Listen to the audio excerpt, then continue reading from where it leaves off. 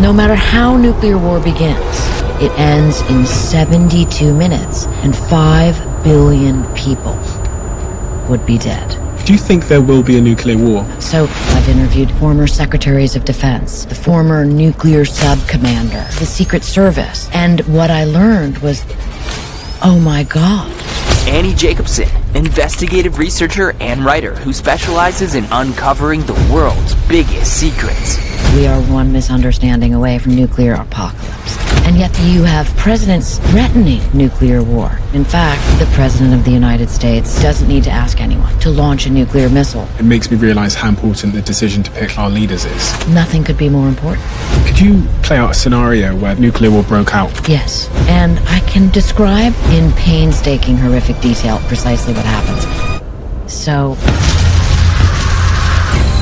But after nuclear war, the survivors would be forced to live underground and envy the dead. Is that no matter how nuclear war begins, NATO's involved, NATO's not involved, China's involved, China's... No matter how it begins, it ends in nuclear Armageddon. And Bracken's words was that everyone left really depressed. Nuclear Armageddon essentially means the world is destroyed. Nuclear Armageddon is the world is destroyed. And when you get to the end of the book, which happens in 72 minutes, and that comes from something that former Stratcom director General Keeler said to me when we were discussing and interviewing, and I said, I asked him about what could happen if there was a nuclear exchange between Russia and the United States, and he said the world could end in the next couple of hours. All right, Shalom, this is Gamal Olive, Great Millstone, Atlanta. I want to give all praises to YAHAWAH, BAHASHAM, YAHAWASHI, BAHASHAM, Kakwadash. Double honors to the elders and apostles of Great Millstone. Shalom to all the Akim that are pushing out this truth and sincerity. It's a quick lesson, and this is going to be entitled, Expert Speaks on Nuclear Armageddon. And as you saw, as you watched, okay, I don't know, I can't remember who this lady is, but you know, she made some heavy statements. All right, and I'm gonna continue the video in a second, but she basically was talking about how, you know, basically within 72 hours, a lot of countries would, within 72 hours, okay, the missiles basically could destroy everything. All right, and hey, that's right on point with the scriptures, because hey, the scriptures say in 1 hour, I believe that's Revelation 18, but it talks about 1 hour. In 1 hour shall her destruction come, talking about the great daughter of Babylon, which is America. All right, which we know that is biblical prophecy for America to be destroyed by nuclear missiles. All right. And this is a reality. You know, she wouldn't be speaking on these subjects if it wasn't a reality. Okay, you know, these countries didn't just create these missiles just to, you know, have fun with them. You know, just to store them up somewhere, man. You know, they're creating them. They have created them to use them. Okay, as threats to other countries, to say, don't mess with me, you know what I'm saying? Don't mess with me, you know. But it says, hold on one second, let me go to all right, so let's go to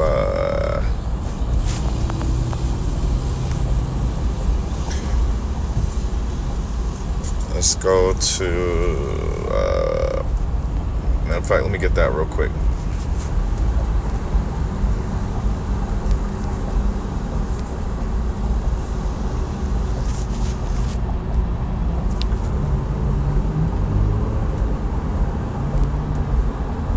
Revelation 18:10. Standing afar off for the fear of her torment, saying, Alas, alas, that great city Babylon, that mighty city, for in 1 hour is thy judgment come. Okay, so she said within 70 minutes, which is right on point. All right, so let's go to the video and keep going.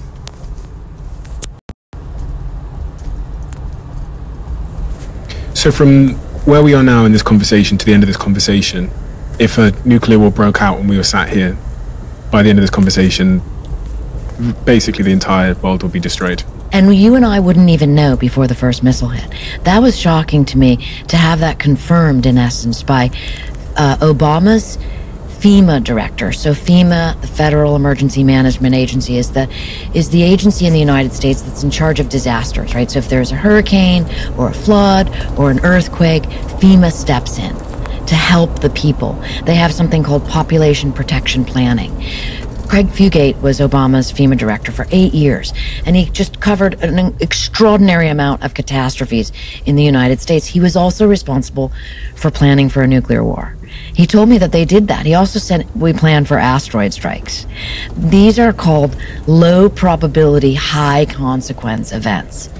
But what Fugate told me that was shocking is that I'll pause there, because really it's high probability. She says low probability, high consequence, but honestly, it's high probability. The reason why it's high probability is because this is biblical prophecy. All right, and these higher ups, they know that it's high probability, man. You know, they do know. They know because they understand. You know, they have biblical experts and things of that nature to understand that this is a reality, man.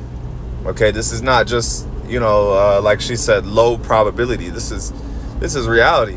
All right. Matter of fact, let's get this.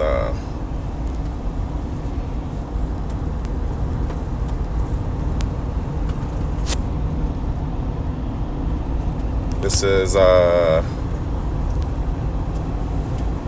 Isaiah 45:16. Behold, I have created the smith that bloweth the coals in the fire, and that bringeth forth an instrument for his work. I have created the waster to destroy. Okay, so what's this talking about? This is talking about the Lord has created missiles, man. The smith that bloweth the coals in the fire. What do you think that's talking about? Okay, we're talking about fire.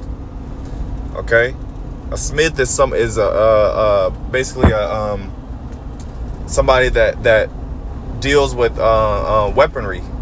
Okay, welding and weaponry. But it says, and that bringeth forth an instrument for his work. For whose work? YAHAWASHI. He said, I've created the waster to destroy. What is the waster? Just like she's describing, this is something that has, what did she say? High consequence, low probability, but high consequences, meaning high damage, which is what? Waster. It's going to waste America. It's going to turn America into a desert land. And not only America, but other regions of the world today, because she speaks on the radiation. All right, which that's also spoken of in Revelation as well. Okay, it talks about the wormwood. I don't know why it's not. Okay, yeah, Revelation 8. And the name of the star is called Wormwood, and the third part of the waters became wormwood, and many died of the waters because they were made bitter. All right, yeah, because during that day, okay, a lot of the waters are going to be toxic. Okay, you're not going to be able to drink from, you know, all the water is not going to be safe for consumption. All right, and they were made bitter because it's going to be deadly radiation, you know, radiation poisoned water. Okay, let's keep going. There is no population protection planning in a nuclear war because everyone will be dead. You know, Russia launched 1,000 of their nuclear bombs at the United States, and I was here in New York where I am now. I would die instantly, so I wouldn't really know it happened. Is that true? I think you would want to die instantly. I mean, there's a quote from Nikita Khrushchev, the former premier of the Soviet Union, and he said, after nuclear war, the survivors would envy the dead. Because there is, right? There is this sense of, if you survived, I mean, there is no more law and order. There is no more rule of law. There is no government. Craig. Right, and you know, that also goes into Second Esdras. You know, a man shall not have no pity upon his neighbor. you know, and yeah, so yeah, a lot of people who are gonna be, you know, messed up, man. They're gonna be totally jacked up. Okay, let's keep going. Fugate made that very clear. The bunkers that the people in the military command and control centers would be in, let's say the secret bunkers, not the ones that are targets that Russia's going to take out, that I write about in the book. But and see, you see what she said? She said there's ones that are targets. There's bunkers. So here it is. You spend millions of dollars on a bunker, and that could be a target. The one that Russia knows about. Because see, there's such a thing called satellite images, man. Everything is satellite. Everything, the whole world, the whole earth, you know, you could look it up on Google Images and you could locate, you know, certain areas via satellite. So they know, of course, I mean, there's secret bunkers and whatnot, but there's also a lot of known bunkers as well. So she said Russia's going to take them out too. All right. The smaller ones, those are going to only function for as long as there's gasoline to run the diesel generators. And then those people are going to have to come out.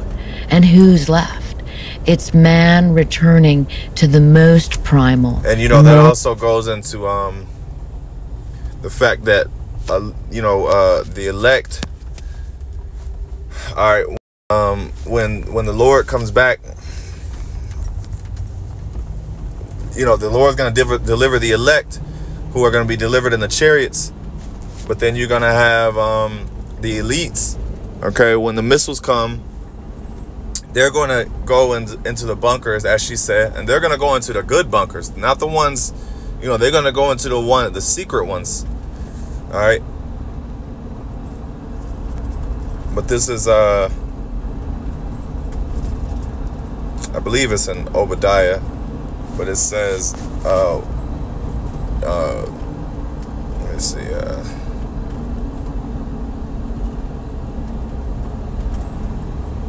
I'll find it in a minute, but basically going into how the elect is going to dig them out.